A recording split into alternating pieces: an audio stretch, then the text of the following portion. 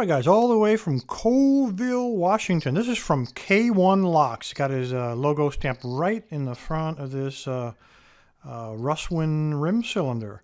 This thing has got some honest wear. You can see this thing has been in the door for years.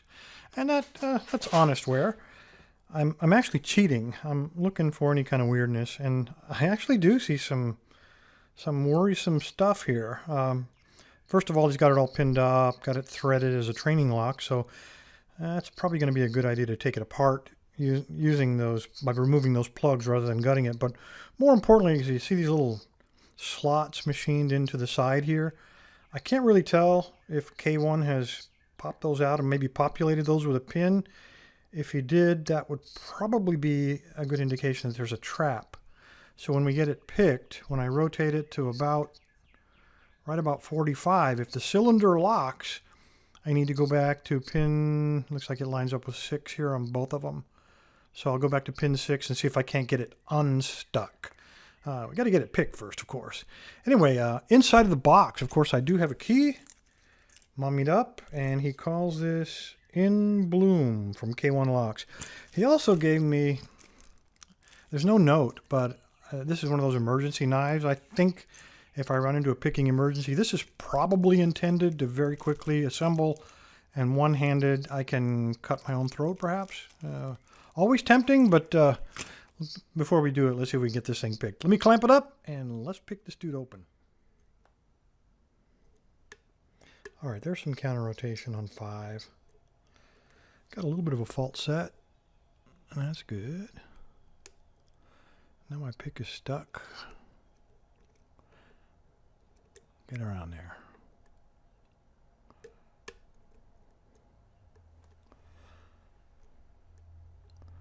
There's a little bit of counter rotation on 3.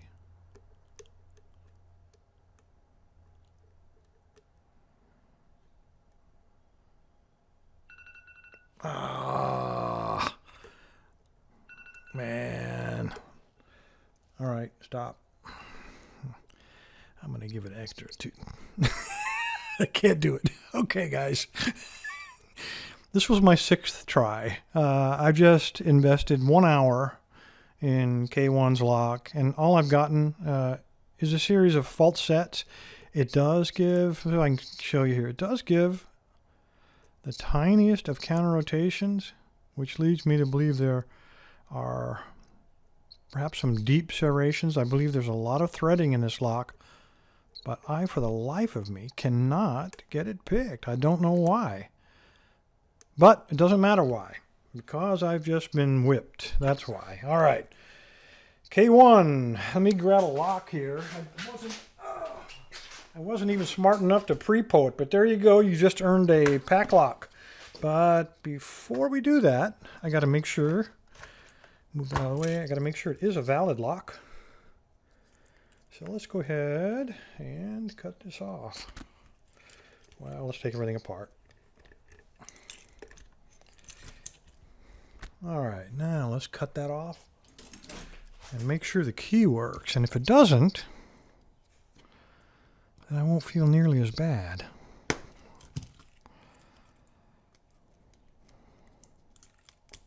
Oh my God. No wonder. Look how deep that is cut. And that is some awesome bitting. Now let's see if it works.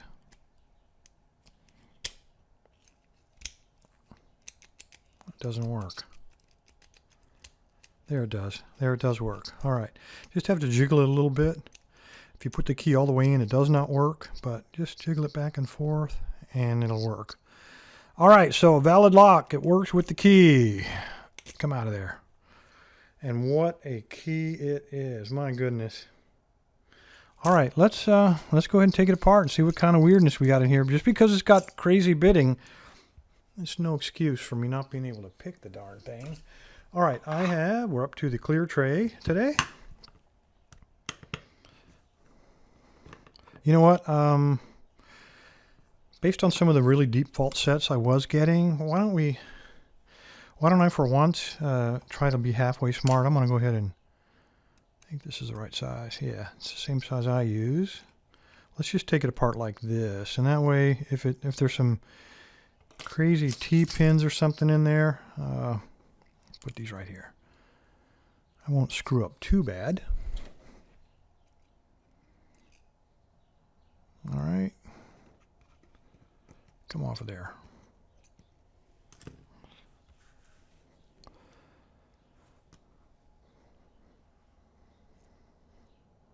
All right. Look at, awesome. Okay.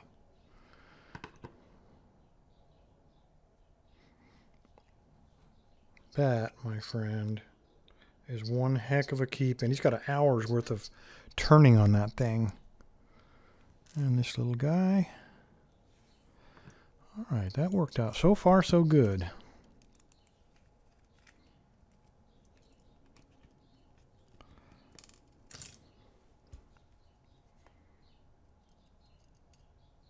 Okay, another one of these tiny little springs.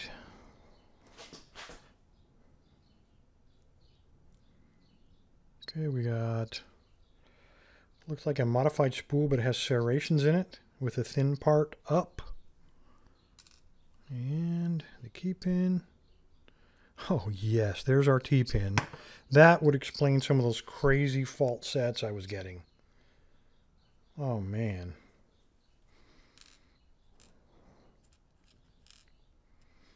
All right, next one.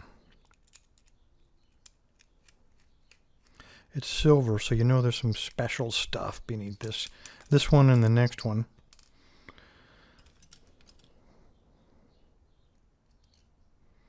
Same spring, nothing crazy.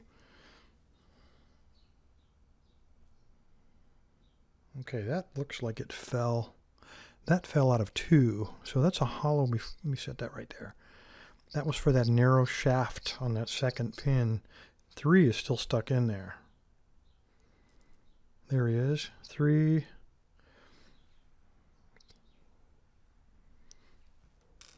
I'll show you number 2 again. That little piece got stuck in the cylinder. And there is the key pin for 3. Look how fine those are. I mean, tiny little. This guy's K1's probably a K1 watchmaking service.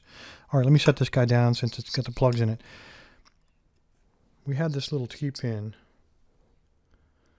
and this is the part that was stuck in the cylinder. So you fit on there like that.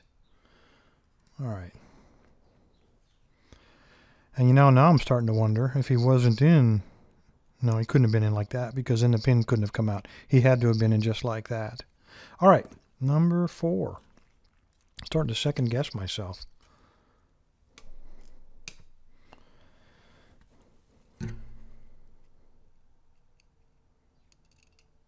Okay, same spring.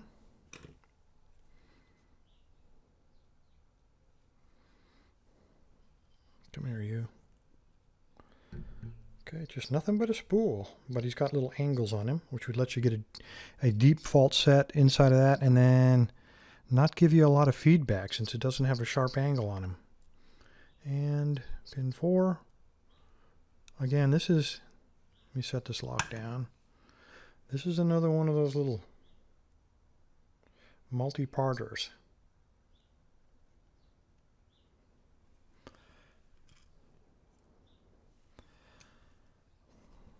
I don't feel bad, guys.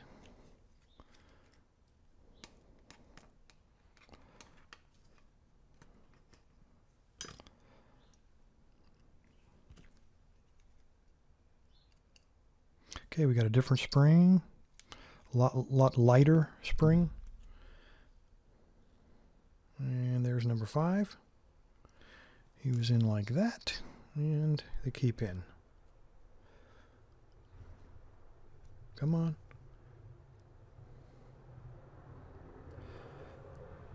Got to be in there. Give it a little jiggle. There we go. All right, it is, again, homemade. It is not a multi-parter. Kind of thought it was there, but there's what you're looking at. And the last one.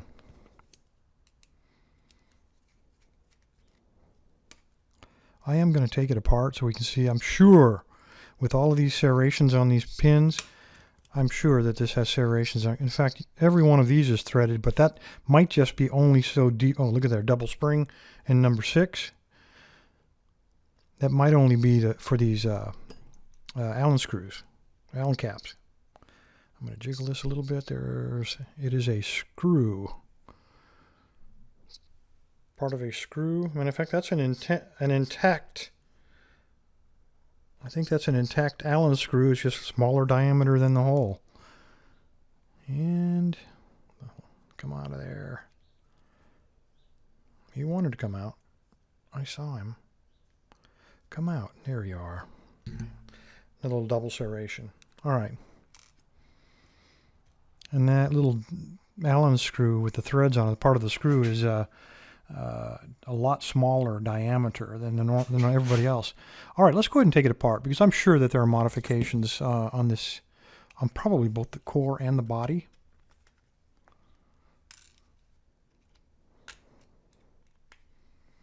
Wow, that's tight.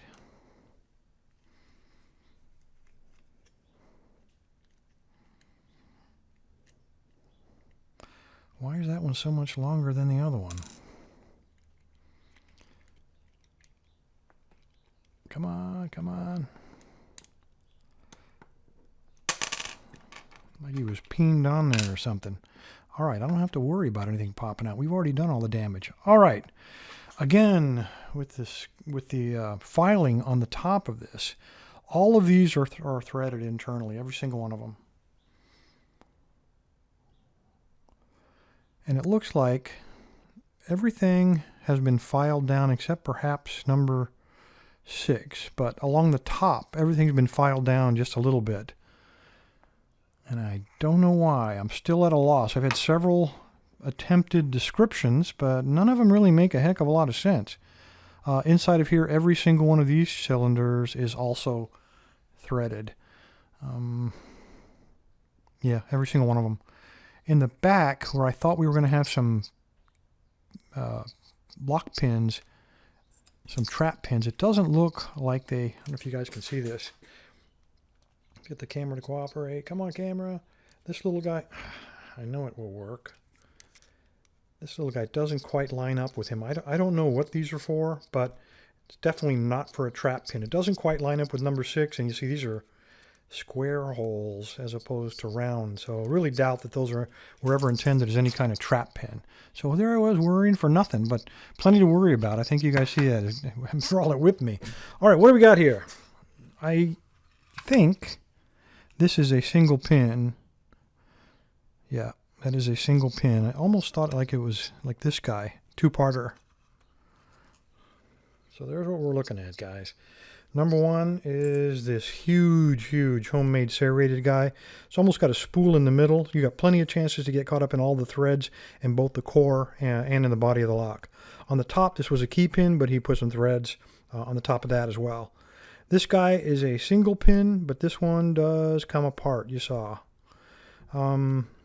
These are both single pin, all serrations with the variance in the width of the grooves. All right, guys, I have a battery that lasts for weeks, but I really need to get rid of these little 16 gigabyte cards. They're just not big enough, particularly if I forget to erase stuff. All right, where were we? We were on the 2-part pin, right here.